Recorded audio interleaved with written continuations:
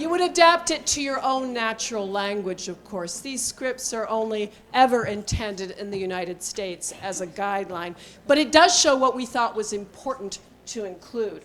Also, please watch out for your body language. We have service providers who say this can be, and they have seen it happen, very difficult for the survivor. If you're thinking, God, is she going back to him for the 10th time about an abusive partner?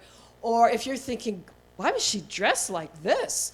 No wonder those things, even if you don't think you're showing it, can be very easily communicated in your body language. So impartiality is easy to say. It's not always easy to act out in your behavior. Positioning is a huge topic of debate in the United States. If you want to get interpreters really excited, recommend the European position of the triangle to a medical interpreter and watch the sparks fly. Where do medical interpreters in the United States want to be relative to the client or the survivor and the service provider? They want to be actually a little bit beside and behind. Do you know why? Can I have 3 volunteers? You don't have to say a word, I promise. I just need you to stand up and look pretty. No, I just need you to stand up. Any 3 volunteers? Okay. Victim or survivor. Interpreter. Okay. Service provider. Show me the position you would probably take in Spain. Interpreter. All 3 of you, yes, but to show the interpreter position. You are the survivor. So? No. I don't agree. No? See, we have such stereotypes in the United States. Oh, everybody in Spain wants the triangle position. We have stereotypes. I would myself. Okay. Oh. Yeah. Oh, interesting. You're Americana. So both positions exist in Spain? And for me, usually he should be in front of them. Facing directly. This is what we want in the US also. It doesn't always happen. Now, if you would just take the triangle position for a minute for purposes of the demonstration. So this is our interpreter, service provider, victim or survivor. We use both terms. Victim we use in legal interpreting, and we try to use survivor in the nonprofit world of services. So let's say that the survivor is there. This is obviously a triangle position we're creating. Survivor. Thank you, thank you. So yeah, let him look.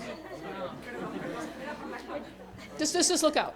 So why do we not like this position in the United States? Why you don't like the triangle? Yes, that is my question. Why do we not like the triangle in medical and community interpreting? There are exceptions, many exceptions, but in general. Everybody tends to look at the interpreter and focus on the interpreter. Yes, why else? Very true. Mm-hmm. It's a very central position. Like the interpreter is part of the conversation. Should the interpreter be part of the conversation?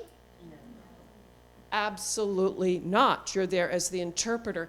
And furthermore, everybody's making eye contact with the interpreter. We'll talk about that separately. So the position that you like, can we get into that? Because that's the position that is favored with some discussion in the States. Why do people like this position? No, because I cannot see. Mm-hmm. Oh, she's changing her mind already. Yeah, because I realize that I cannot see her face. You can, in general, you can see enough of it, believe it or not. But that is a subject of debate. But why do people like this position? So many of them, so passionately. Yes. Yo diría que es porque así la víctima se siente respaldada, o sea, piensa que el intérprete está de su parte y se siente más segura. Precisamente. That is exactly the number one reason. Any other reason? Because there's other important reasons, but that is the big one, the big one. Did everybody hear? Yeah. Got a good voice.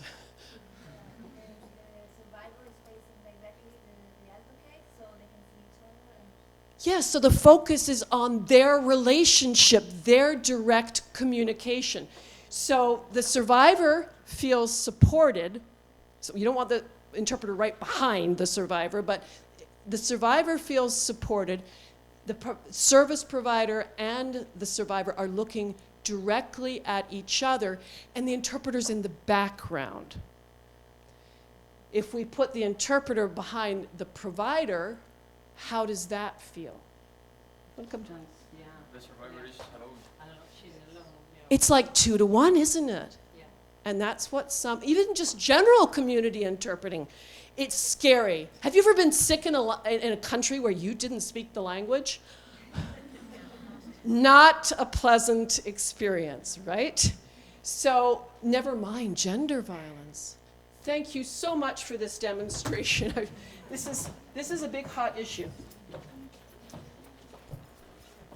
Thank you. Eye contact is another big hot issue. In the United States, which do we favor? Interpreter makes eye contact while interpreting or not? No. In community interpreting, now tons of exceptions, thousands and thousands of exceptions, but in training programs in general. Now there's some training programs that say the interpreter should look at the floor. Our training programs don't say that. They say avoid eye contact while the two are making a relationship with each other, the provider and the survivor.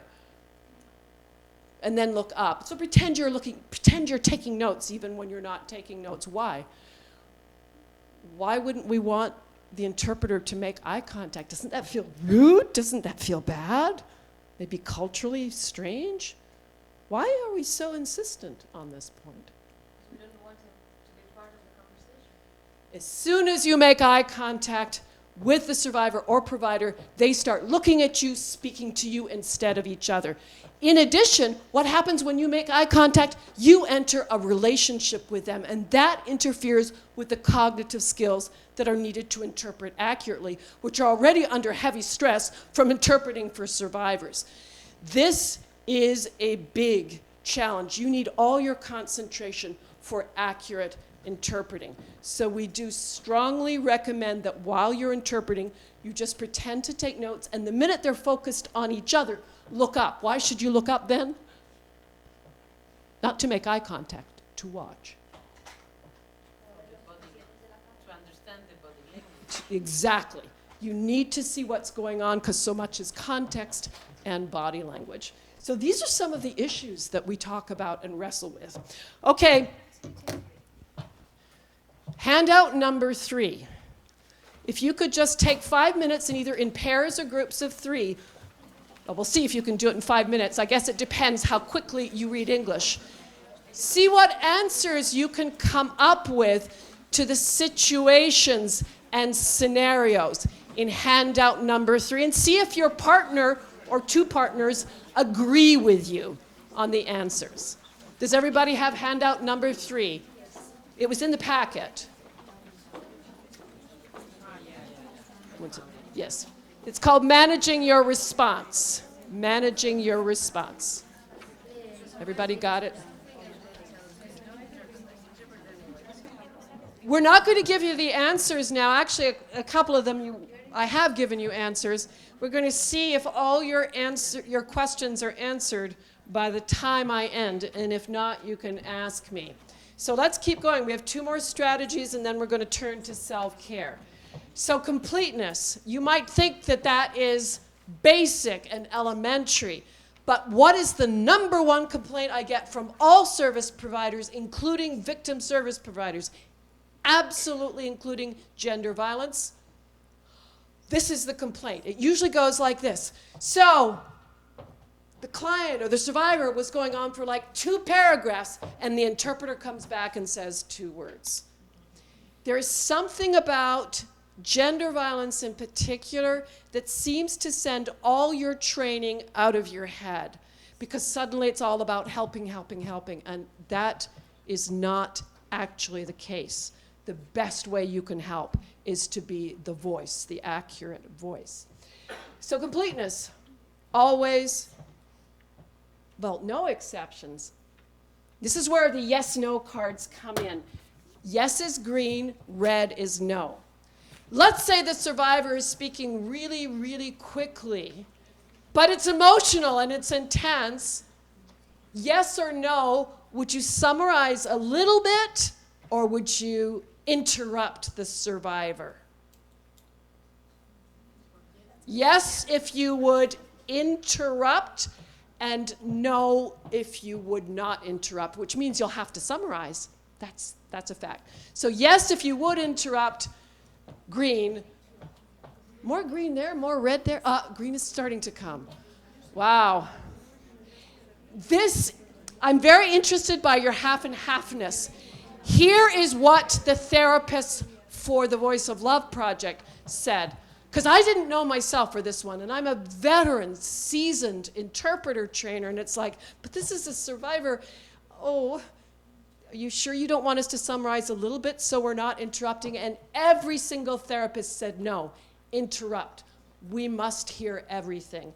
And other service providers too, but especially the therapists. Legal too. Lawyers need to hear everything. So even if it's intense, interrupt. Melissa? Wouldn't you just slide into simultaneous? This is how it goes. And Melissa is saying, wouldn't you just slide into simultaneous?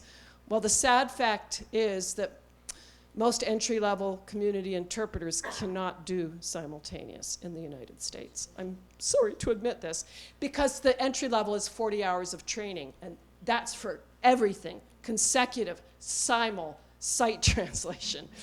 So that's rough. But yes, the procedure is first go into simultaneous, and then for emergency situations, which is not a normal interview, then and only then, when things are out of control, if someone is so old, perhaps there's a case of dementia or Alzheimer's, if someone is drunk, there's substance abuse. So we're not talking victim services, we're talking other situations that are out of control. Then and only then you would summarize, but for victim services, gender violence included, you would interrupt if simul is not enough. If you can do simultaneous. Reflecting tone. So things are getting emotional. So first of all, do you interpret yes or no in a neutral voice in general? In gender violence interpreting. Yes or no, do you interpret in a neutral voice?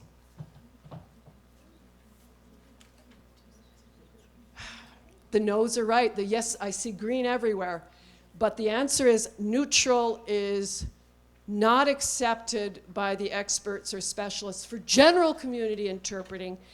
And for gender violence in particular, let's focus on gender violence.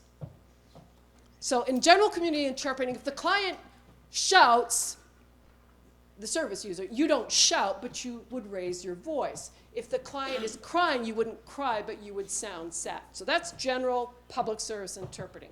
What about gender violence services? Yes or no, would you do the same? Would you indicate the emotion, but not as extreme as the speaker if it's intense emotion? Yes or no, would you do the same as for regular community interpreting? If you're not sure, you can always hold up both. I don't know is both. I don't know is actually a good answer because we don't have 100% agreement.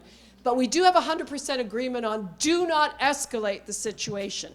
And for practical purposes, that means lower, you still show the emotion, you render the emotion, because it's not always culturally transparent.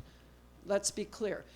And also you don't want neutral, because that could be offensive or even re-traumatizing for the survivor. We've had complaints of service providers saying, oh, the interpreter sounded wooden, oh, the interpreter sounded like a robot. Please not in gender violence interpreting of all interpreting, but do render some of the emotion without escalating the situation. Ambiguous pronouns. He, she, referring to private parts. Do you yes or no, would you interrupt to clarify with the provider, remembering that everything you say to the provider, the rule of transparency means you must also interpret or report what you said to the survivor. Yes or no, would you intervene, interrupt, to let the provider know through your cultural knowledge, if you will, or your linguistic knowledge, that he or she is actually referring to private parts. Those are ambiguous pronouns. Yes or no? You would tell the provider, and that means telling.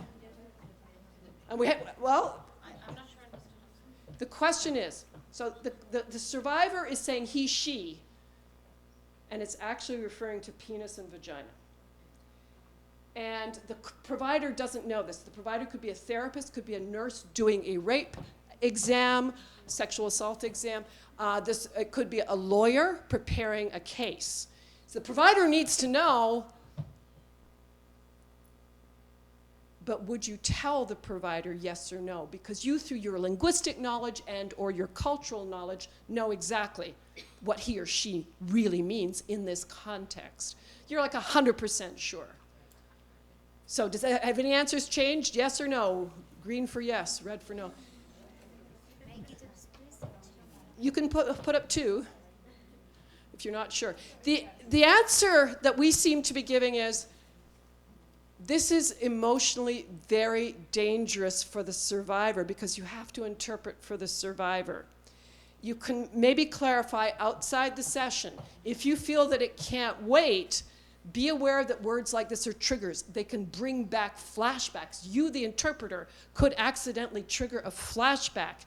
And if that's not a therapist, people who are not therapists do not know how to manage a flashback in a survivor.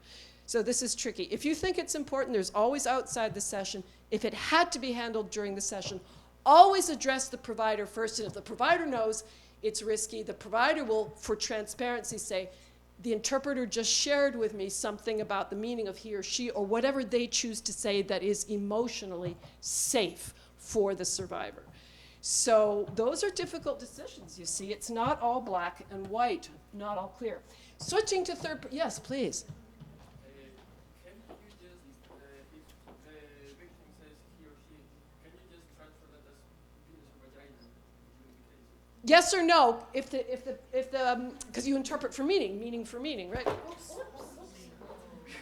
All those years of going to the gym pay off. Yoga's good too. So what do you do? Yes or no, if you know it means penis or vagina, he, she. Yes or no, can you interpret penis or vagina? Great question. Great question. The answer is no on multiple fronts. First of all, that's going a bit too far in meaning for meaning. But second of all, they could understand the words, the survivor could understand, and that could be re-triggering. So it's too high risk as well. Outside the session, you could clarify with the provider that they need to verify with this particular survivor, but maybe that is an issue. Switching to third person. Now, you all know, right, that you have to interpret in direct speech. So if the victim says I, you say I. Or if the victim says he did this to me, you say he did this to me. What about gender violence interpreting? Do you always interpret direct speech, first person? Yes or no?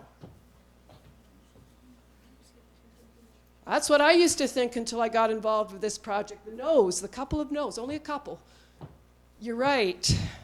We give you permission in specialized training to switch to third person temporarily if you are being traumatized. And this is a result of extensive needs assessment. It's a way, the therapist will tell you, this is really difficult to do first person because it triggers mirror neurons in your brain and you can start to feel as if this really happened to you. If you see those distress signals in yourself, temporarily switch to third person, he said, she said, until you feel more in control of your own emotions, and then immediately go back to direct speech. I learned so much with these projects. It's been very exciting. Yes, please. It makes it much more complicated to be accurate. Of course, and that's what we teach in basic interpreter training. It's one of the many, many reasons. But your emotional safety and well-being comes first. If there's confusion, you may have to go back, but often for a short period of time, there isn't such confusion. So this is a fallback. This is a temporary strategy, not the general rule. General rule is first person or direct speech. Interpreting whole thoughts. Try and advance your note-taking and memory skills. You're much better in Spain than we are in the United States because you get so much more than 40 hours of training. Use those skills, please, to let the survivor and the provider go on as long as possible, especially your note-taking skills, so that you're not interrupting whole thoughts. You really have an edge over us, a skill that we want to have, that you have. I'm going to go to this one. Would you interpret the names of proper nouns, the ones with a capital letter at the beginning, or would you give a clarification? Yes or no, would you interpret the name like of an organization, FLQ, would you just keep it like that, or the actual name, spell it out? Or would you give a little explanation to the provider about which group raped her, for example? Because the provider probably wouldn't know. Yes or no, would you just interpret the word with no explanation, the proper noun? I see a couple of mixed ones, interesting.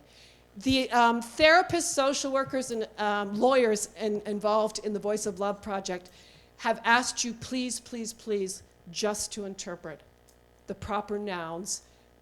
You can interpret the whole name of the organization, but with no explanation. No, let them ask the survivor. I'm going to skip to cultural things. So, that kind of violence is normal in her culture. We have interpreters who say things like that in the United States, absolutely. In many trainings, they are encouraged to say things like that. It is absolutely part of professional interpreting culture. There's a yes-no divide in the United States on that issue. So what about you? Where do you stand? Yes or no in gender violence interpreting? Would you explain that this, for example, that this level of violence is considered typical in her country? Yes or no? I see more no's, a lot more no's, and the no's are exactly what the service providers in both programs would agree with. There are certain kinds of explanations you can make, but cultural ones, we teach the interpreters to identify the source of the misunderstanding, but not to explain it. Let them explain cultural things to each other. I wish I could teach you right now how we do that. And so you always interpret in direct speech. We just did that. Role boundaries. This is one of the hottest issues in all of community interpreting, never mind gender violence services. How to say no, the risks of intervening for any reason. By the way, we can send you the PowerPoint if you're interested in having the slides for this. Intervention risk, personal contact outside the session, that is a no, no, no, please. Taking over the provider roles, client requests for help, gifts, and small language communities. How to say no is so important that we actually teach it. This is a slide from actual interpreter training for these programs. Honestly, it's one of the best things you can teach any public service interpreter is how to say no. And in gender violence services, even more so. I don't have time to teach you the model, but it's a really good model. Practice it at home. We had one interpreter we were getting class resistance. Oh, this is not a good model. We want to reverse the steps. And this mother put up her hand and said, I tried it last night on my 1-year-old. It worked. So it's a good model. There's a lot of things you need to be aware of. Oh, yes, please. Oh, I'm sorry. I thought you were raising your hand. There's a lot of do's and don'ts that we also have to train interpreters about. Many details related to role boundaries. These are not intuitive. These are things we learn in specialized training. We also see a lot of pitfalls. If you have experiences that are similar to survivors, especially those of you who are women, who, as you can see in Spain, as in the United States, constitute the majority of public service interpreters and interpreters in general. 1 in 3 women around the world, according to the United Nations, is a victim of violence, sexual or intimate partner violence, gender violence. 1 in 3. That would include the interpreters.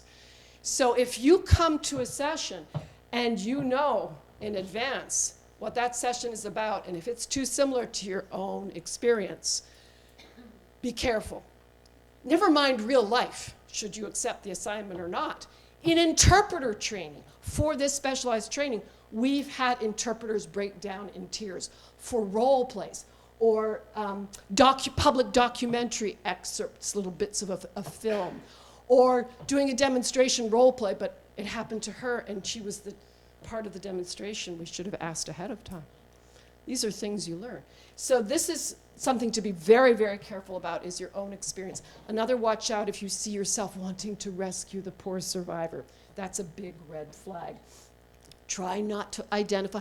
Let the service provider handle the situation. Interpret, interpret, interpret. And never, if you want to, this is a girl thing. Oh, yes, I know it happened to me too. And everything turned out okay. I'm fine. That's girlfriend conversation. That is not interpreter conversation. Therapists are adamant there is never a time when it is appropriate to share your personal experience of trauma with a survivor, not as an interpreter, or as an advocate for that matter. So you're feeling overwhelmed, that's a different kind of red flag. Your own feelings can be red flag. If you're feeling paralyzed, you're having difficulty focusing on interpreting, you're feeling sorrow, guilt, anger, distress, watch yourself, as I said earlier, to identify your own reactions. We are, in the interest of time, I really want to get to the self-help piece, the self-care piece. So just to let you know, even such a thing as accepting gifts is a big hot issue for us. We say no, no, no, but there's some cultural communities where if the interpreter doesn't accept the gift, it's a big, big insult. So we have to train the interpreters how to handle that situation to see if there's another solution. And especially for gender violence, you really don't want to take the gift if humanly possible. And we train the interpreters why that is the case. So there's a lot of issues, as you can see. And the last one I'm going to mention is please trust the service providers. When you attend the conference, those of you who are attending the conference, you will be there with victim service providers. In our experience, much more than general public service interpreting survivors, these are the providers that get it, that care, that know their job is to build the relationship of trust. Not the relationship of trust between the interpreter and the survivor, but between the service provider and the survivor. If their behavior seems weird or strange to you, trust it anyway. Lawyers sometimes have to act very harshly to see how the survivor will stand up on the witness stand. Therapists have their techniques too. That nice, gentle therapist is just falling silent. And the client, the survivor, is so distressed. Why isn't the therapist doing something to help the survivor? But the therapist knows what she's doing. The clinical social worker knows what she's doing. The sexual assault forensic nurse knows what she's doing. So trust the service provider is the last message. Or you may actually cause harm instead of good.